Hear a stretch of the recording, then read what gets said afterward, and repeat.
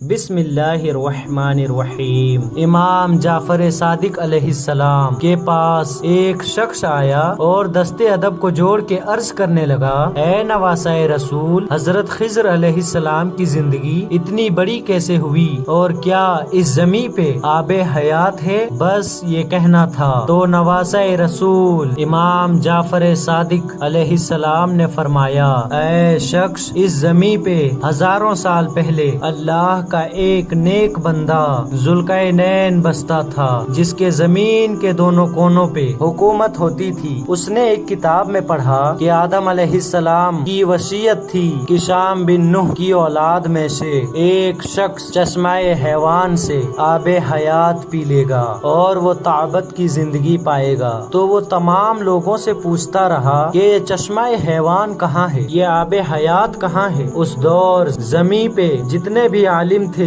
وہ غور و فکر کرتے رہے۔ اس کا ایک فرشتہ دوست ہوا کرتا تھا جس کا نام رفائیل تھا۔ حضرت ذوالقرنین نے اس فرشتے سے پوچھا کہ تم فرشتے اللہ کی عبادت زیادہ کیا کرتے ہو، میں بھی یہ چاہتا ہوں کہ ہمیشہ کی زندگی پاؤں اور اللہ کی عبادت زیادہ سے زیادہ کروں۔ ہمارے پردادا حضرت آدم علیہ السلام کی وصیت میں پڑھا، اس زمین پہ ایک ایسی جگہ ہے جہاں آب حیات بستا ہے، جو اس کا ایک گھونٹ پی لے گا اس کو موت کبھی نہیں آئے گی جب تک وہ خود نہ چاہے یا قیامت نہ آئے۔ کیا تم ریس بارے میں کچھ سنا ہے؟ تو رفائیل نے کہا، اے ذوالقرنین، ہم عرش پہ جب انسان کے متعلق باتیں کرتے ہیں تو کبھی کبھار اس جگہ کا ذکر تو آتا ہے۔ تو حضرت ذوالقرنین نے کہا، وہ جگہ کہاں ہے؟ اس فرشتے نے کہا، مجھے زیادہ تو نہیں معلوم، لیکن اتنا پتا ہے کہ اس زمین پہ ایک ایسی جگہ ہے جہاں نہ کوئی جن جا سکتا ہے اور نہ ہی کوئی انسان۔ وہاں ایک نورانی پانی بستا ہے، اگر کوئی انسان اس جگہ چلا جائے تو انسان تو اس پانی کو ڈھونڈ نہیں سکتا، لیکن وہ مقدس پانی اس انسان کو ضرور ڈھونڈ سکتا ہے۔ آدم کی نسل میں ایک شخص ایسا ہوگا جس کو وہ پانی چنے گا اور وہ اس پانی کو پی لے گا، وہ ہمیشہ کی زندگی پالے گا اور وہ آب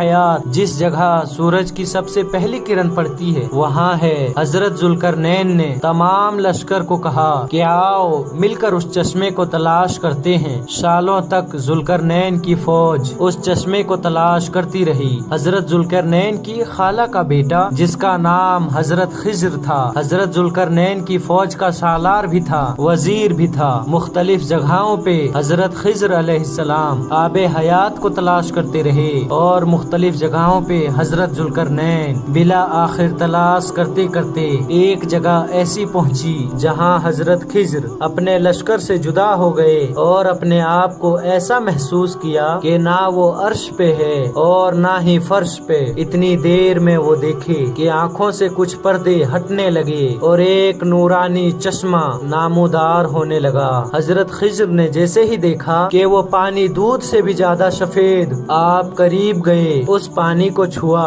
اور اللہ کا نام لے کے اس پانی کو پینا شروع کیا۔ وہ پانی شہد سے بھی زیادہ میٹھا تھا۔ آپ نے جیسے ہی وہ پانی پیا تو آسمان سے صدا آئی، اے خضر، اللہ نے تمہیں چن لیا اور تم اس زمین پہ وہ علم رکھتے ہو جو علم اللہ کی خاص امانت ہے۔ حضرت خضر جیسے ہی واپس آئے یہ بات جناب ذوالقرنین کو بتائی۔ جناب ذوالقرنین اور خضر پھر سے اس جگہ آئے، ادھر ادھر ڈھونڈا لیکن وہ چشمہ نہیں ملا۔ بلا آخر وقت گزرتا رہا، لوگ مرتے رہے، یہاں تک کہ حضرت ذوالقرنین بھی اپنے آخری وقت آ پہنچے، لیکن جناب خضر ویسے کے ویسے ہی رہے، نہ وہ بیمار ہوئے نہ ان کا جسم زیادہ بوڑھا ہوا۔ حضرت ذوالقرنین کی رحلت کی بعد جناب خضر جنگل کی طرف چلے گئے اور اللہ سے عہد کر لیا کہ اے اللہ، اس زمین پہ جو تیرا نیک بندہ